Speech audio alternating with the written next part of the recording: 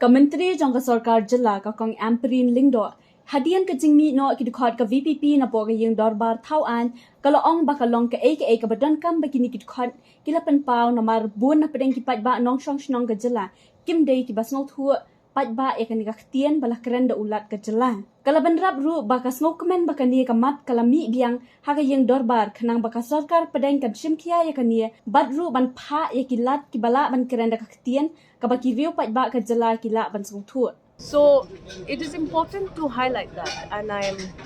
happy that it was highlighted once again this year, because we need to be consistent about that. We need to make sure that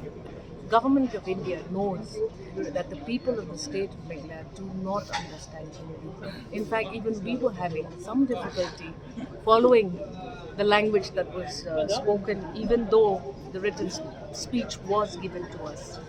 So this is important that we consistently inform and highlight to the Government of India that we are a non-Hindi speaking community. Kung manchukudaw hang liya saungut ki MLA naka VPP kila mino naka yung dorbar tauan hadian ba ulat ulak keren da Ktien Hindi hapo kayong dorbar menta kasngi.